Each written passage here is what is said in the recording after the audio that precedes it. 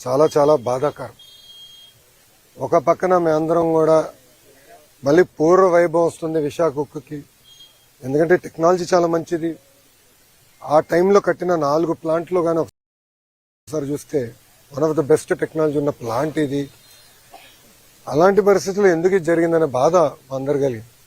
నిన్న కరెక్ట్గా 4 గంటల 10 నిమిషాలకి ఇన్సిడెంట్ జరిగిన వెంటనే కలెక్టర్ గారు, సిపి గారికి ఇక్కడ వస్తాం జరిగింది.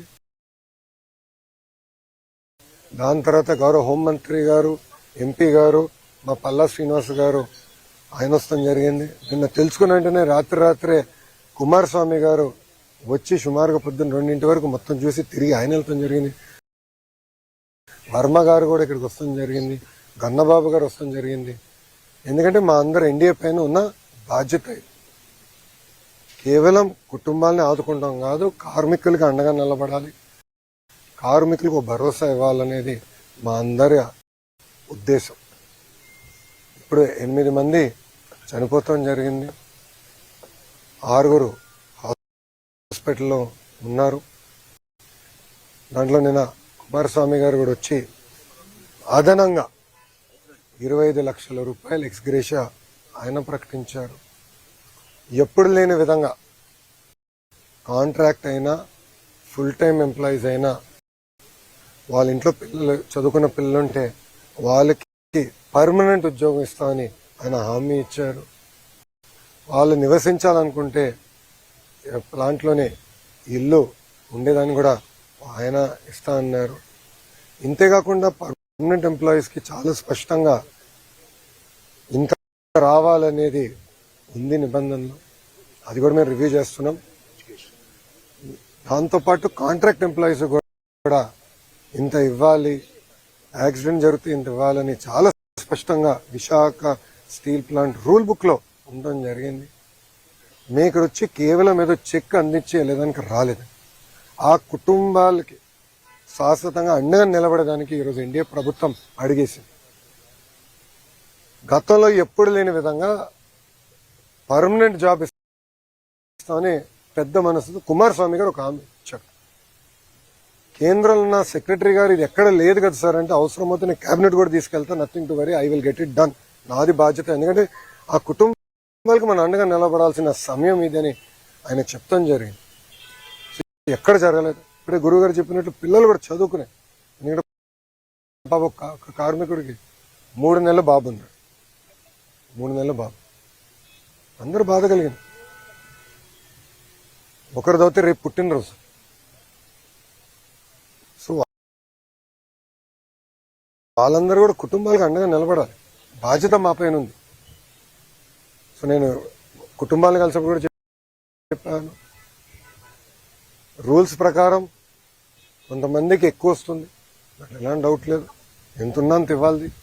ఆల్రెడీ సిఎండి గారు స్పష్టంగా చెప్పారు. నిన్న కుమారస్వామి గారు ఇచ్చిన ఆదేశాల మేరకు ఈరోజు డేట్ మారే లోపల 25 లక్షల రూపాయలు ఫస్ట్ విడత కింద 8 మంది వాళ్ళ అకౌంట్లో డబ్బులు వేస్తూ జరుగుతుంది. ఇంతేకాదు దాని తర్వాత రావాల్సిన ఎక్స్గ్రేషియా, పిఎఫ్ అకౌంట్ నుంచి రావాల్సిన డబ్బులు, స్టీల్ ప్లాంట్ ఇవ్వాల్సిందంతా కూడా మేము మొత్తం క్యాలిక్యులేట్ చేసి ఆ కుటుంబాల అకౌంట్లో వేసే బాధ్యత ప్రభుత్వం తీసుకుంటుంది. అక్కడితో మేము ఆగం. మేము అందరూ వచ్చేటప్పుడు కారులో కూడా మాట్లాడుకున్నాం. వర్మ గారు నేను కూడా డిస్కస్ చేసాం. అంత్యక్రియలు అయిన తర్వాత పెద్దకరమైన తర్వాత మళ్ళీ అమరావతిలో ఒకసారి కూర్చుందాం కుటుంబాలతో. ఇంకెలా చేద్దాం, ఏం చేస్తే బాగుంటుంది. వాళ్ళు కేవలం సొంత కాళ్ళపై నిలబడతాం కాదు, ఆ పిల్లల్ని చూసుకోవాల్సిన బాధ్యత ఎన్డీఏ ప్రభుత్వం పైన ఉంది. గతంలో ఎట్లయితే విశాఖ ఉక్కుని కలిసికట్టుగా ఎన్డీఏ కాపాడిందో అదేవిధంగా కార్మికులకి మేము అండగా నిలబడతాం, ఆ కుటుంబాలకి మేము అండగా నిలబడతాం. ఇంతేకాదు నిన్న కుమారస్వామి గారు ఒక ఆదేశాలు కూడా జారీ చేశారు. 3 సీనియర్ మెంబర్స్తో కమిటీ వేసి, వాళ్ళు ఇప్పుడు సుమారుగా 4-5 వాళ్ళు వస్తున్నారు. కమిటీ మొత్తం రివ్యూ చేస్తారు, డేటా అంతా చూసుకుంటారు. ఆ టైంలో 2nd, 3rd, 4th ఎక్కడైతే యాక్సిడెంట్ జరిగిందో అక్కడ ఉన్న కార్మికులతో కలుస్తారు. వాళ్ళది కూడా ఏం జరిగింది ఏంటని తెలుసుకుంటారు. ఇది కింద నుంచి కారింది కాదు, ఏంటేదో లాగితే ఫినిష్డ్ ప్రోడక్ట్ బయటకు వచ్చింది కాదు, పైనుంచి పొంగుతాం కూడా కాదు, కక్కింది. పొంగినా అది వేరే రకంగా అనుకోవచ్చు. కానీ కక్కింది ఎందుకు జరిగింది, ఎక్కడ జరిగింది, ఎందుకు ఇక్కడ జరిగింది, దీని వెనకాల ఏంటి, మొత్తం మనం క్షుణ్ణంగా పరిశీలించాల్సిన బాధ్యత అటు స్టీల్ ఇండస్ట్రీ పైన ఉంది, రాష్ట్ర ప్రభుత్వం పైన ఉంది. తప్పనిసరిగా నివేదిక వచ్చిన తర్వాత ఏం చర్యలు తీసుకోవాలో ప్రభుత్వం తీసుకుంటుంది. కానీ ఈరోజు యాక్సిడెంట్లో దెబ్బలు తగిలిన కార్మికుడిని హాస్పిటల్లో కలిశారు. ఆయన పేరు శ్రీనివాస్. ఆయన కలుస్తుంటే ఆయన ఒక మాట అన్నాడు, అయ్యా మాకు దెబ్బలు తగిలినాయి, మీరు వచ్చారు పెద్ద మనసుతో మాకు అండగా నిలబడతాన్నారు, కానీ విశాఖ ఉక్కుని మీరు కాపాడండి, మీరు ఉక్కుతో అండగా ఉండండి, ఈ ఫ్యాక్టరీతో అండగా ఉండండి, ఉక్కు ఫ్యాక్టరీతో అండగా ఉండండి. ఇది కేవలం మా కుటుంబాలే కాదు, లక్షలాది కుటుంబాలు గాజువాక విశాఖపట్నంలో దీనిపైన ఆధారపడి ఉన్నాయి, చూసుకోవాల్సిన బాధ్యత మీదని ఆయన చెప్పారు. ఇన్ఫాక్ట్ ఆయన చెప్పినప్పుడు నేను అనుకుంటే ఆయన గురించి, ఆయన కుటుంబం గురించి మాట్లాడుతున్నాడేమో అనుకున్నా. వర్మ గారు కరెక్ట్ చేశారు, లేదు బాబు విశాఖ ఉక్కు గురించి ఆయన మాట్లాడుతున్నాడు అని. అంటే ఎంత పెద్ద మనసుతో కార్మికులకి ఎంత ఎమోషనల్ అటాచ్మెంట్ ఉందో నిజంగానే నేను ఈరోజు తెలుసుకుంటాం జరిగింది. ఇంతేకాదు ఉత్తరాంధ్రలో పెద్ద ఎత్తున పెట్టుబడులు వస్తున్నాయి, మీ అందరూ తెలిసిన విషయమే. డేటా సెంటర్లు అవ్వచ్చు, ఐటీ అవ్వచ్చు, హెవీ ఇండస్ట్రీలు కూడా పెద్ద ఎత్తున మిగతా ఉక్కు ఫ్యాక్టరీలు వస్తున్నాయి, ఇంకా కొన్ని అనౌన్స్మెంట్ త్వరలో రాబోతున్నాయి. ఇవన్నీ వచ్చినప్పుడు స్కిల్ డెవలప్మెంట్ అనేది చాలా చాలా అవసరం. ప్రధానమంత్రి గారు కూడా చాలా స్పష్టంగా ఐటీఐస్కి సుమారుగా 60,000 కోట్ల రూపాయలతో స్కిల్ డెవలప్మెంట్కి ప్రత్యేక శ్రద్ధ పెట్టారు, ప్యాకేజ్ ఇచ్చారు. దాంట్లో భాగంగా ఫస్ట్ ప్రాజెక్ట్ మన పాయకరావుపేట అనిత గారి నియోజకవర్గంలో అటు ఆసిలర్ మిత్తలు, ఎందుకంటే వాళ్ళు కూడా ప్రైవేట్ సెక్టర్ కూడా కొంచెం డబ్బులు పెట్టండి, వాళ్ళు ముందరికి వచ్చి మేము పెడతామని చెప్పి పెద్ద ఎత్తున ట్రైనింగ్ కూడా చేయాల్సిన అవసరం ఉంది. అటు ఫార్మా అవ్వచ్చు, స్టీల్ అవ్వచ్చు, మిగతా మ్యానుఫ్యాక్చరింగ్ సెక్టర్స్ అవ్వచ్చు, ట్రైనింగ్ అనేది చాలా చాలా అవసరం. దాంట్లో ఎలాంటి సందేహం లేదు. ఒక విద్యాశాఖ మార్చులుగా నా పైన బాధ్యత ఉంది, ఎందుకంటే స్కిల్ డెవలప్మెంట్ నా కింద ఉంది. ట్రైనింగ్, రీట్రైనింగ్, నిరంతరం ట్రైనింగ్ చేయాల్సిన బాధ్యత మా పైన ఉంది. అది కూడా ప్రభుత్వం చాలా సీరియస్గా తీసుకుంటుందని ప్రజలందరూ కూడా తెలియజేస్తూ, ఇప్పుడు మీడియా మిత్రులకి ప్రశ్న ఉంటే సమాధానం చెప్పడానికి నేను సిద్ధంగా. కార్మికుల కన్నా తక్కువ ఉన్నారు, కాంట్రాక్ట్ కార్మికులు కూడా తొలగించారు, పర్మనెంట్ కార్మికులు కూడా తొలగించారు, నిర్వహణ లోపం కూడా ఉంది, అందుకే ప్రమాదం జరిగిందని కార్మిక సంఘాలు ఆరోపిస్తున్నారు. ఇప్పుడు మీరు చూస్తే తక్కువ మంది ఉన్నారు కనుక ఈ ప్రమాదం జరగలేదు. ప్రాసెస్లో ఎలాంటి ల్యాబ్స్ లేదు, డీవియేషన్ లేదు. ఇది వాటి నుంచి అది కక్కింది. ఎందుకు కక్కిందంటే తెలియదు. ఇన్ఫాక్ట్ ఎక్కువ మంది దాని కింద ఉంటే చనిపోయే పరిస్థితి, ప్రమాదం ఉండేది. సో ఇది ప్రాసెస్ లోపాలు ఎక్కడ జరగలేదు. నంబర్ 2, లోపల కార్మికులు కూడా కలిసారు, వాళ్ళు కూడా నేను సమాధానం చెప్పాను. ఏమన్నానంటే ఇతర ఫ్యాక్టరీలు, ఎందుకంటే ఇదే టెక్నాలజీ, దీనికన్నా వెనకబడిన టెక్నాలజీలు ఉన్న ఫ్యాక్టరీలు ఉన్నాయి, అదే టైంలో వచ్చినాయి 4-5 స్టీల్ ఫ్యాక్టరీలు భారతదేశానికి.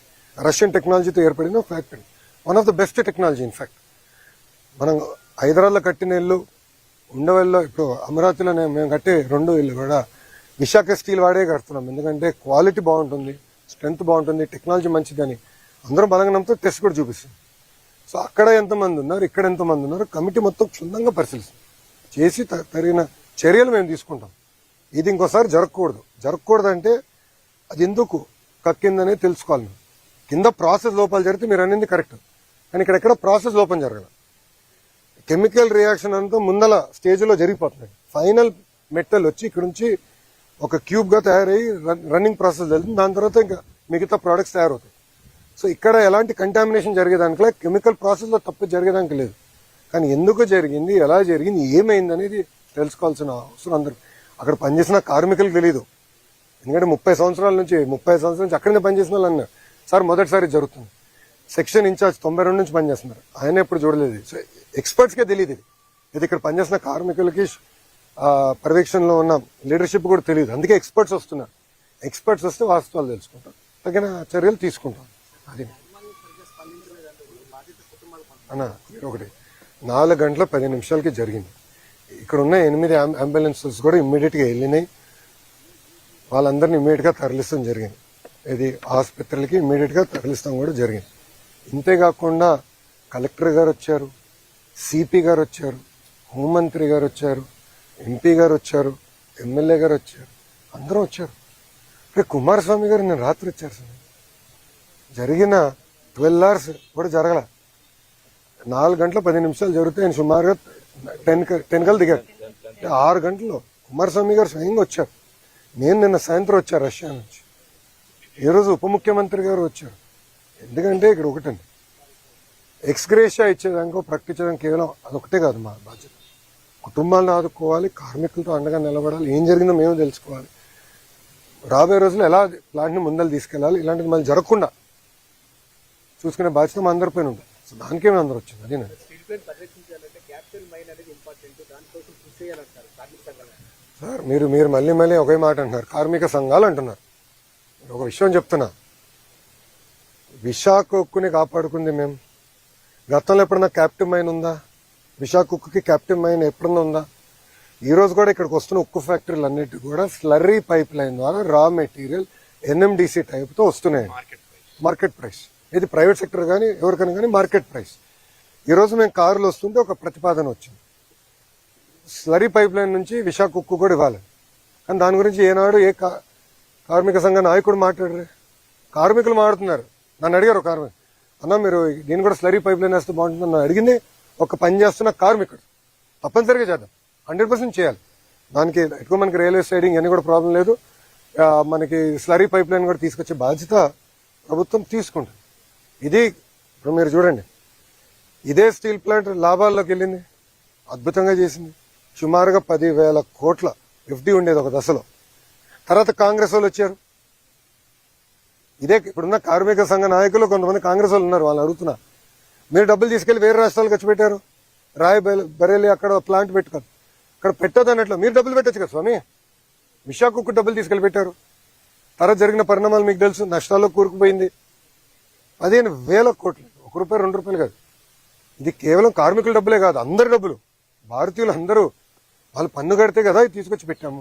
భారతదేశంలో ఏ రాష్ట్రంలో ఇట్లా ప్రైవేటీకరణ జరగకుండా ఆపిన స్టీల్ ప్లాంట్ ఒకటి కూడా లేదు. అలాంటిది విశాఖ ఉక్కు కేవలం 1 and only ఎన్డీఏ ప్రభుత్వం ఆపింది. ఎందుకంటే మనకి ఎమోషన్ తెచ్చు, మనం కాపాడుకున్నాం. కార్మికులు చూసుకునే బాధ్యత నాది. ఈరోజు కార్మిక సంఘాల నాయకులే ఎంత బాధ చేసినట్టు వాళ్ళు మాట్లాడే విధానం చూస్తే, డబ్బులు ఇచ్చేయండి, డబ్బులు ఇచ్చేయండి అంటే డబ్బులు ఇచ్చి చేతులు దులుపుకుని వెళ్ళిపోమంటారు మమ్మల్ని. అదా మా బాధ్యత. నేనేమన్నా కుటుంబాలను మేము ఆదుకుంటాం. ఎస్, ఎక్స్గ్రేషియా ఇస్తామని చెప్పాం, అంటే ఎలాంటి డౌట్ లేదు. ఒక ఆయన ఏమన్నాడంటే విచిత్రం, ఒక కార్మిక నాయకుడు ఏమన్నాడంటే, అసలు మీరు ప్యాకేజ్ ఇవ్వకుండా ఉంటే ప్లాంట్ తెరిసేది కాదు కదా, ప్లాంట్ తెరుచుకుని ఉంటే మనిషి చనిపోయాడు కాదు కదా. మాట్లాడే విధానం అండి ఇది. మీడియా మిత్రులు, ప్రజలు కూడా ఆలోచించండి దయచేసి. ఏంటిది? ఇప్పుడు నేను వెళ్ళింది ఏంటి, వాళ్ళు అడిగిన ప్యాకేజ్ కన్నా రెగ్యులర్ ఎంప్లాయీస్కి ఇంకెక్కువ వస్తుంది, దాన్ని కుడించమంటారు లేదు. మేము ఇంకోటి, అవుట్సోర్సింగ్ కాంట్రాక్ట్ ఆర్ పర్మనెంట్ అయినా కూడా ఇద్దరికి ఉద్యోగాలకు ఇస్తాను, పర్మనెంట్ ఉద్యోగం ఇస్తాను. భారతదేశంలో ఎక్కడ జరగలే.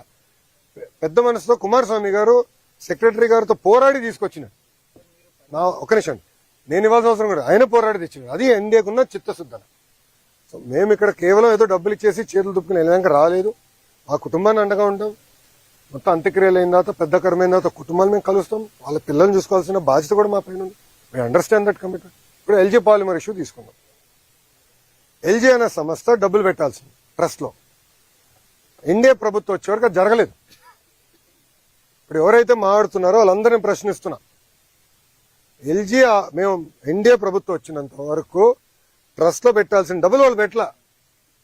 మేమొచ్చి గన్నబాబు గారు, పల్లా గారు, ఎంపీ గారు, మేము పర్సనల్గా తీసుకుని, నేను 2-3 సార్లు కలిసి, వాళ్ళు కలిసి ట్రస్ట్ ఇప్పుడు తెప్పించాం. మిగతా కుటుంబాలన్నిటి కూడా రావాల్సిన నష్టపరిహారం మేము అధికారంలోకి వచ్చితే తెప్పించాం. అక్కడ పర్మనెంట్గా ఒక ఆసుపత్రి కూడా తెరవాలి, దానికి కూడా నిధులు ఉన్నాయి, 50 crores ఉంది. ట్రస్టీస్ ఒక టైం తీసుకుంటే నేను ఎంపీ గారు కూడా చెప్పాను, మీరు కూడా మాట్లాడండి, హెచ్ఎం గారు కూడా మాట్లాడతారు, అవసరం నేను కూడా ఇన్వాల్వ్ అవుతాను. తప్పనిసరిగా హాస్పిటల్ కూడా తీసుకు. సో కేవలం ఏదో డబ్బులు ఇచ్చేయండి ఇచ్చారు, తర్వాత మర్చిపోయారు. అలాంటి బ్యాచ్ కాదు, జీవితాంతం గుర్తుపెట్టుకుంది. ఎందుకంటే వాళ్ళందరూ ఆంధ్రులు, తెలుగోలు. మనం కాకపోతే ఎవరు కాపాడతారండి వాళ్ళని? ఆ బాధ్యత ఇక్కడ ఉన్న మా అందరి పైన ఉంది, కేంద్రంలో ఉన్న ఎన్డీఏ పైన ఉంది. అందుకే 6 గంటల్లో కుమారస్వామి గారు వచ్చారండి. అది మాకున్న చిత్తం. ఇప్పుడు కార్మిక సంఘాలు కొన్ని రాజకీయ పార్టీలు వచ్చింది, వాళ్ళ నాయకులు ఎవరు వచ్చినారా? స్ట్రైట్ క్వశ్చన్ అడుగుతున్నానండి. వాళ్ళ నాయకులు ఒక్కరన్నా వచ్చారా పరామర్శించడానికి? కనీసం మాట్లాడారు ఎవరితో? వాళ్ళు మాట్లాడరు. అక్కడ కుటుంబాలతో నేను మాట్లాడుతుంటే మీరు ప్రకటించేయండి. కుటుంబాలతో నేను మాట్లాడుతున్నాను. నేను చెప్పాల్సిన కుటుంబాలకు చెప్తా. నేను కుటుంబాలు చెప్పా, వాళ్ళు ఎవరు నన్నేవాడు, వాళ్ళు మళ్ళీ కలుస్తాను కూడా నేను చెప్పా. అది మాకు ఇప్పుడు లోపల కూడా కార్మికులు ఒక ఆయన దూరం నుంచి అరుస్తున్నాడు, నేను ఎందుకు అరుస్తున్నా, దగ్గర రా, ఇంపట్లేదు స్వామి దగ్గర అని తీసుకుని మేము మాట్లాడాం. మా పోలీస్ సోదరు కంగారు పడితే చెప్పిన, ఎందుకు మీకు కంగారు, పక్కరండి అందరిని కలిసి వెళ్తామని చెప్పి కలిసిన. సో ఆ చిత్తశుద్ధి ఎన్డీఏ ప్రభుత్వానికి ఉంది. కుటుంబాలను ఆదుకునే బాధ్యత మేము తీసుకుంటాం. మళ్ళీ విశాఖ ఉక్కుకి పూర్వ వైభవం తీసుకొచ్చే బాధ్యత కూడా మా పైన ఉంది, మేము చేస్తాం. ఓకేనా అమ్మా? కాంట్రాక్ట్ ఎంప్లాయీలు కూడా జాబ్ ఇన్సూరెన్స్ పెట్టచ్చు.